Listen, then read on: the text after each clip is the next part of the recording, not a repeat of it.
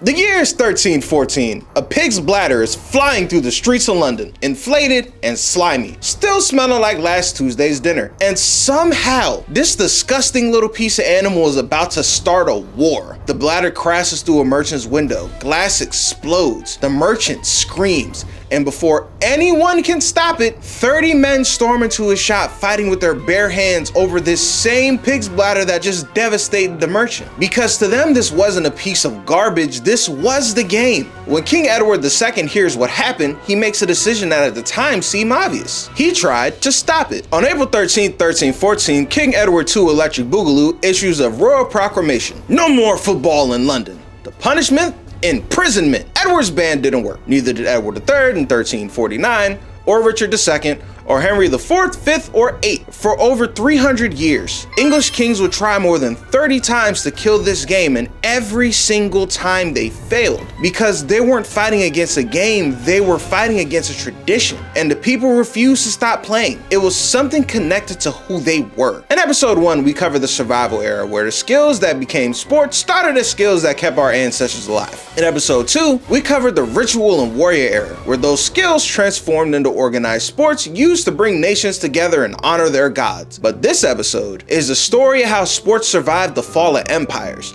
and it starts with a crumbling Roman arena, a forgotten village field, and one question: when Rome collapsed, why didn't sports disappear with it? There's a lot to unpack with the fall of Rome. In 476 CE, the Western Roman Empire fell, and with it went something that most people didn't think about: the professional athlete. Rome turned sports into spectacle. Massive arenas, state-funded games, charioteers, and gladiators who became celebrities. The empire poured resources into entertainment the same way we pour money into our stadiums today. But when the empire fell, that system vanished overnight. For centuries, historians describe this as the dark ages of sports, a time where sports supposedly disappeared, but that's not entirely true. Sports didn't die, they changed. They left marble arenas behind and returned to the people. The empire that once connected Rome was gone. The continent fractured into thousands of smaller kingdoms. Feudalism took hold. People stopped seeing themselves as citizens of Rome and they became villagers.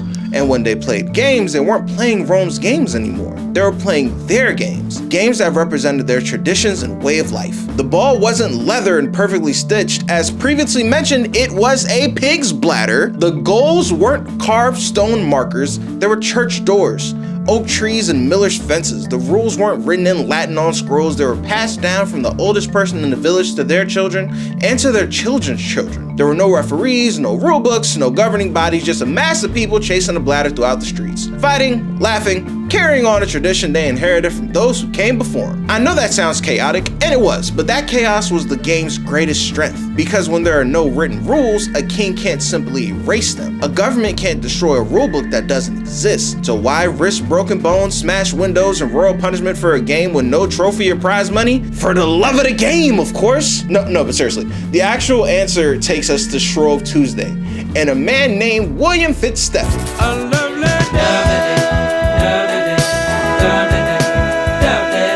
In 1174, a cleric named William Fitzstephen watched the youth of London leave the streets after lunch on Shrove Tuesday, the day before Ash Wednesday and the beginning of Lent. They headed into the fields to play ball. Students from different schools brought their own balls. So did workers from different trades, while sideline spectators included the elders, wealthy citizens, and men of importance. To the people of London, Shrove Tuesday had another name: Football Day. In Ashbourne, Devonshire, England, the Royal Shrovetide football match has been played since the late 1600s. Every Shrove Tuesday, every Ash Wednesday, without fail, for more than 300 years. Across the British Isles, the same pattern appears. The Hoxie Hood in Lincolnshire played every January 6th, which unfortunately now has other historical significance. The Bog Game in the Orkney Islands played during Christmas and New Year's. The Uppies and Downies, hilarious name, in Cumbria played during Easter. These aren't pickup games, they're rituals. Tradition tied to the calendar itself, as reliable as the harvest and as predictable as the seasons. The church calendar doesn't change, Shrove Tuesday always arrives. Every year, like clockwork, the community gathers to play. Now imagine your life as a peasant in medieval England for a second. You're working day and night, doing exhausting, back-breaking labor, but for one day, when those church bells ring on Shrove Tuesday, you'll be there with everyone you've known your entire life. Your father was there, your grandfather was there, and one day your children will be there too. In a way, this game isn't entertainment, it's inheritance. But the calendar doesn't really explain the violence. For that, we gotta go a little bit further north to a village called Wilkham. Trying to restore my community. The year is 1280. In the village of Oldham, Northumberland, a man named Leofric stepped onto the football field, and he never came home. He died due to running against an opposing player's dagger. Why would anyone risk that? Again, for the love of the game. It was about proving your village was tougher, stronger, and more determined than the village across the river, cause f*** them. Medieval football wasn't played like the sport we know today. An entire village could face off against one another. Hundreds of people on each side, no substitutes, no time limits. The goal might be the church doors of the opposing village. The rules? Psh, where we're going, we don't need rules. You kicked, you carried, you fought, you dragged through the streets by any means necessary until you reached the markers at the edge of town. In 1321, Pope John XXII issued a dispensation. Think of it as the holy pardon for another fatal accident during a ball game. Broken bones and windows were pretty much par for the course, but death, while it was rare, wasn't exactly off the table. In 1576, one recorded match involved 6 men from Europe, 8 from Umbrigs, and, quote, unknown malefactors to the number of 100, unquote. The authorities couldn't even determine how many people were involved because the community didn't ask for permission. They didn't need approval from a king. They didn't need permission from the church. The game belonged to them. It represented them. Victory meant your village was better. Loss meant carrying that embarrassment into next year's Shrove Tuesday. But there was another reason these games survived, and this one might be the most surprising. Sometimes they were about survival. Not just for the community, but for the kingdom itself. And in England, survival meant one thing: archery. In 1369, King Edward III ordered every able-bodied man in London to practice archery on Sundays, holidays, and any moment that they weren't working pretty much. The penalty for choosing football instead? Imprisonment. Because England was at war, a little-known conflict by the name of the 100-Year War against France, and it was raging. And England's greatest weapon was the longbow, a weapon that can punch through armor from 200 yards away. It transformed English peasants into one of the most feared fighting forces in Europe. But see, England had a problem. Shout out to Zevi. You couldn't just hand a rando a longbow on the battlefield and expect them to become a soldier overnight. The longbow required years of practice, so the king made practice mandatory. Every Sunday, the men of England gathered at the butts, the archery range on the outskirts of town, and fired arrows into targets. They trained with ye-long bows and the same wood that would help English soldiers defeat French knights at Crécy and Agincourt. A king looked at a simple village game and saw a threat to his military power, and the bands kept coming.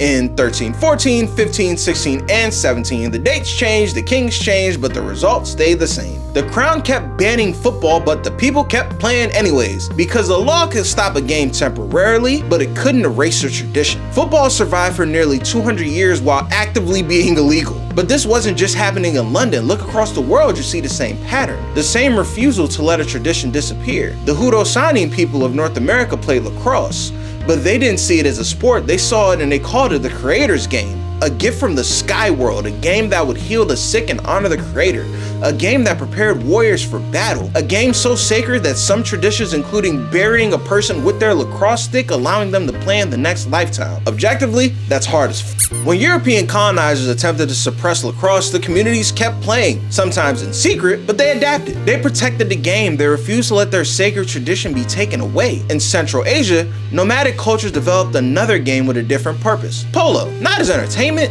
but for training. With hundreds of riders competing, the game became a miniature battlefield. When those nomadic cultures moved, they carried polo with them. Into Persia, India, Tibet, and China. Each culture made it their own, but the game survived because it had a purpose. In China and Japan, martial arts followed the same path. They weren't just fighting techniques, they were systems of philosophy. Knowledge passed down from master to student, generation after generation. Teachers weren't just passing down punches and kicks, but entire ways of understanding the world. For the samurai class in Japan, martial arts became a physical expression of their philosophy and their way of life. The knowledge survived because it was too valuable to lose. So back to the original question, why did these games survive when empires collapsed? Because they weren't buildings, they weren't armies, they were weeds. You could burn the field, you can destroy the stadium, you could pass 30 laws trying to stop them, but the roots remained. Buried in the sacred calendar, woven into the village honor, useful to train warriors, and those roots always find a way back to the surface. And the greatest example of that persistence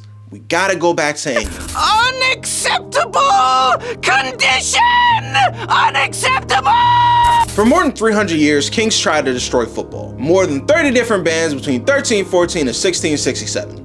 One ruler after another looked at this chaotic village game and believed they could erase it, and every single one of them failed. Because you can't kill a tradition with law, the people played anyways. They played wherever they could, and the kings finally stopped trying and the game was still there. The same story happened across the Atlantic. During the colonization of North America, European settlers encountered lacrosse, so they colonized that too. In 1867, indigenous players were banned from Canadian competition because of course they were, but the Hato-Sudanese people kept playing. They protected something that belonged to them. They passed the tradition down to their children. They protected a connection that went back generations, and they refused to let their sacred inheritance disappear. Indigenous players remained banned until 1931, more than 60 years of official suppression. And what happened? The game survived anyways, because they never saw lacrosse as just a sport. They saw it as sacred trust and a gift from the creator. And they weren't about to let those powdered wig wearing colonizers change that. You can ban a sport, you can ban a league, but you can't ban people's identity, damn it. Sorry, got carried away. But my sentiment is correct. They survived the fall of Rome, they survived royal bans, they survived the plagues, damn it, wars, famines, you get it. But in the 1800s, something happened that kings and colonizers couldn't accomplish. Something that threatened to change tradition forever. The Industrial Revolution. So after all that yapping, here's the irony. For over 1,000 years, kings couldn't kill folk football, but the Industrial Revolution almost did. The Industrial Revolution pulled people out of villages and into cities. It replaced village green with factory floor. People from different villages suddenly lived in the same city and they couldn't agree on how to play the game. One village football was a kicking game, another one it was a carrying game. That's roots on how we got to American football and other forms of football. We'll cover that in the next video, don't worry about it. The chaos that had once been the game's greatest superpower now became its greatest weakness. You can't have a tradition when nobody agrees on the rules. So something had to change, and it did. In the 1800s, the game finally had to learn to write the rules down, to standardize, to form clubs, to create leagues, to allow strangers to play together. The old tradition that had been preserving sports for over a millennium had to give way to written rulebooks. And that transformation, the shift from tradition to organization, from chaos to commodification, is the story of episode 4. But here's what matters for right now. The sports we play today, football, lacrosse, archery, martial arts, polo, they survive because communities refuse to let them die. They survive because traditions are stronger than laws. The games we watch on television, the games we play on weekends, the competitions we cheer for, they're not just entertainments. They're the descendants of 1,000 years of stubborn refusal to forget. They're the games that people played when the empire crumbled and the arenas fell.